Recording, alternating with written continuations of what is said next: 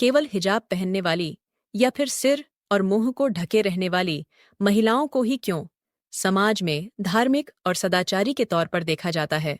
इस सवाल का जवाब पाने के लिए हम इस पॉडकास्ट में महिलाओं के सिर ढकने के कपड़े के बारे में चर्चा करेंगे और इसके पीछे के इतिहास के बारे में भी जानेंगे, वो भी दुनिया के 3 प्रमुख धर्मों से, जो कि हैं इस्लाम, ईसाई और हिंदू धर्म।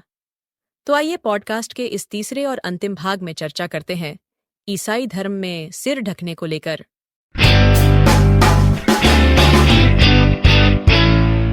धर्म, संस्कृति और परंपराएं अक्सर आदेश देते हैं कि महिलाओं को कैसे कपड़े पहनने चाहिए, जो कि ईसाई धर्म में विशेष रूप से सत्य है। धर्म के शुरुआती दिनों से ही सिर ढकना ईसाई धर्म का एक हिस्सा रहा है और इस प्रथा का अभी भी दुनिया भर में लाखों आस्तिकों द्वारा पालन किया जाता है। कई ईसाई समुदायों में परंपरागत रूप से सिर ढकने को चर्च और ईश्वर के प्रति अनुसेवा और विनम्रता के प्रतीक के रूप में देखा जाता है। ये आज्ञा पालन का संकेत है, जिसका मतलब चर्च की श्रृंखला में महिलाओं को उनके स्थान की याद दिलाना है। जैसा कि नया नियम में 1 कुरिन्थियों 11:2-16 पौलुस महिलाओं को निर्देश देता है कि वे परमेश्वर और अपने पति के प्रति सम्मान की निशानी के रूप में चर्च में अपना सिर ढकें। हर ऐसी स्त्री जो बिना सिर ढके प्रार्थना करती है या जनता में परमेश्वर की ओर से बोलती है, वह अपने पुरुष का अपमान करती है जो उसका सिर है। वह ठीक उस स्त्री के समान है जिसने अपना सिर मुंडवा दिया है। यदि कोई स्त्री अपना सिर नहीं ढकती तो वह अपने बाल भी क्यों नहीं मुंडवा लेती, किंतु यदि स्त्री के लिए बाल मुंडवाना लज्जा की बात है तो उसे अपना सिर भी ढकना चाहिए। 1 कुरिन्थियों 11:5-6 ग्रीको रोमन संस्कृति में विवाहित महिलाओं को घर से बाहर निकलते वक्त अपना सिर ढकना पड़ता था। ये सड़क पर अन्य लोगों को उनकी वैवाहिक स्थिति के बारे में एक संदेश होता था। सिर को ढकना सार्वजनिक रूप से एक संदेश प्रसारित करने के लिए था कि वह एक समर्पित और ईमानदार पत्नी है। यूरोप में विभिन्न संस्कृतियों में विवाहित महिलाओं को अपने सिर और बाल ढकना आवश्यक था। आज अगर कुछ समाज इस पुराने नियम का पालन कर रहे हैं, तो हम जानते हैं ये कम से कम 20 सदियों पुराना है। साथ ही अंतिम संस्कार जैसे मौन अवसरों पर कई ईसाई समुदायों में महिलाओं को सम्मान दिखाने के लिए अपना सिर ढकना आवश्यक होता है। सभी ईसाई शादियों में दुल्हन को पर्दा पहनना आवश्यक होता है।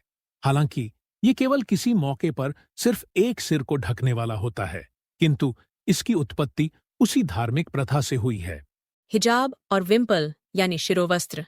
हिजाब या मुस्लिम महिलाओं द्वारा पहने जाने वाले सिर का आवरण को लेकर एक आम भ्रांति है कि ये ईसाई ननों द्वारा पहने जाने वाले सिर के आवरण विम्पल के समान है। हालांकि दोनों के बीच महत्वपूर्ण अंतर हैं। कुछ देशों को छोड़कर सभी मुस्लिम महिलाओं के लिए हिजाब पहनना अनिवार्य नहीं है। इसके विपरीत कैथोलिक ईसाई साध्वियों को सिर के आवरण को ईश्वर के प्रति आत्मसमर्पण के प्रतीक के रूप में पहनना चाहिए। इसके अलावा वे सिर ढकने को कुंवारी मरियम और अन्य बाइबल के पात्रों का अनुसरण करने के तरीके के रूप में देखते हैं। ज्यादातर मामलों में जो महिलाएं हिजाब पहनना पसंद करती हैं, वे ऐसा अपने विश्वास की अभिव्यक्ति के रूप में करती हैं। ननों यानी साध्वियों के लिए विम्पल सिर्फ एक धार्मिक प्रतीक से कहीं अधिक है। ये ब्रह्मचर्य के प्रति उनकी प्रतिबद्धता का भी प्रतीक है। ननों ने शालीनता और ईश्वर की भक्ति के प्रतीक के रूप में सदियों से अपना सिर ढका हुआ है, किंतु इसने महिलाओं के शोषण, उत्पीड़न या हिजाब जैसे अंतर्राष्ट्रीय विवाद जैसी कोई बहस नहीं उठाई है। विम्पल कैथोलिक नन यानी साध्वी की परंपरा का एक निर्विवाद अभिन्न अंग रहा है। इस चर्चा से निष्कर्ष ये निकलता है कि समय बदल गया है। अब महिलाओं का लूट की वस्तु की तरह सड़क से अपहरण नहीं किया जाता। आवश्यक सुरक्षा अलग तरह के दर्जे की है, जो 21वीं सदी से जुड़ी हुई है। ऐसे मानवाधिकार हैं जिनके बारे में लोगों को अब इंटरनेट की बदौलत जानकारी है। इस आधुनिक अवधारणा के बारे में केवल एक सैद्धांतिक ज्ञान ही सशक्तिकरण के लिए पर्याप्त है। आधुनिक समाज भी व्यक्तिवाद की ओर बढ़ रहा है। इसका अर्थ ये है कि व्यक्ति के मामलों में उसी समय हस्तक्षेप करना चाहिए जबकि व्यक्ति दूसरे व्यक्ति की स्वतंत्रता में हस्तक्षेप करे। कानून के प्रति सम्मान और कानून का पालन करने की मांग बढ़ रही है। अतः शरीर को ढकने के इस्तेमाल से जुड़ा सुरक्षा का तत्व सड़कों पर से फीका पड़ने लगा है। इसलिए महिलाओं के कपड़ों से जुड़े सुरक्षा के तर्क को समाप्त करने का समय आ गया है, बल्कि औद्योगिकरण और उपभोक्तावाद को लोगों की आवश्यकता होती है अपनी योग्यता और प्रतिभा के प्रदर्शन के लिए, ताकि वे आगे बढ़ सके। प्रतियोगिता की इस आधुनिक दुनिया में सभी क्षेत्रों में दृष्टि विद्या अत्यावश्यक है। बहुत आसान काम, इसे उपयुक्त ध्यान आकर्षित करने के लिए कई अन्य गुणों के साथ में ड्रेसिंग की आवश्यकता होगी।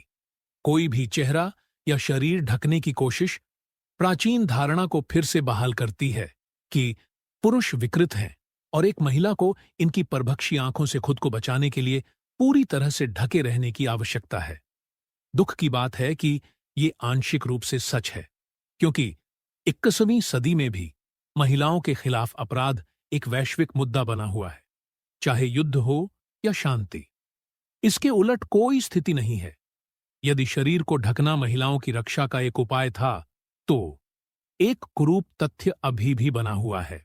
पश्चिम के आधुनिक समाज में, जहां उदारवाद महिलाओं के पहनावे को मजबूती से समर्थन देता है, वही महिलाओं के खिलाफ अपराध ठीक उतने ही अधिक और समान है जैसे कि प्रतिबंधात्मक समाज में है। महिलाओं के शोषण, लैंगिक असमानता और भेदभाव का स्तर आंकड़ों की दृष्टि से भिन्न हो सकता है, किंतु फिर भी ये बुराइयां हर जगह उल्लेखनीय ढंग से मौजूद हैं। अतः इससे कोई फर्क नहीं पड़ता कि महिलाएं खुद को ढककर रखती हैं या नहीं। धर्म एक अत्यधिक व्यक्तिगत मामला है और प्रत्येक महिला को अपना सिर ढकना है या नहीं, इस बारे में अपना निर्णय स्वयं करना चाहिए।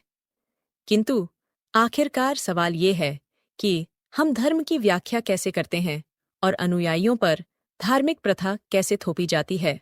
यदि राज्य ड्रेस कोड के साथ हस्तक्षेप नहीं करता है और इसे महिलाओं की पसंद पर छोड़ देता है, तो इस पर विवाद कम होगा। ऐसा करने पर महिलाओं के चेहरे को ढकने का मुद्दा एक कठोर कानून से हटकर, जो कि महिलाओं की स्वतंत्रता का उल्लंघन करता है, एक प्रतिबंधात्मक परंपरा की ओर मुड़ जाएगा, जिसमें आलोचनात्मक समीक्षा की आवश्यकता होती है। इसके साथ साथ ये लोगों को इस प्रथा की व्याख्या करने और इसे चुनने के लिए और अधिक स्वतंत्रता देगा। आजाद ख्याल के मानदंडों और धर्मनिरपेक्ष जीवन शैली के बारे में तेजी से जागरूक होती इस दुनिया में धार्मिक स्वतंत्रता की रक्षा करना पहले से कहीं अधिक महत्वपूर्ण हो गया है। इस प्रकार से ये सिर ढकना या ड्रेसिंग नहीं है जो समाज में हिजाब, विम्पल या घूंघट की भूमिका को परिभाषित करता है, बल्कि ये तत्व है धर्म, संस्कृति, परंपरा, भय, संरक्षण, शिक्षा, कानून, राज्य और प्रभुत्व के लिए संघर्ष का मिश्रण। ये सभी जटिलता में लिपटे हुए इतिहास द्वारा परिभाषित है, जिनका महिला पर असर भारी है।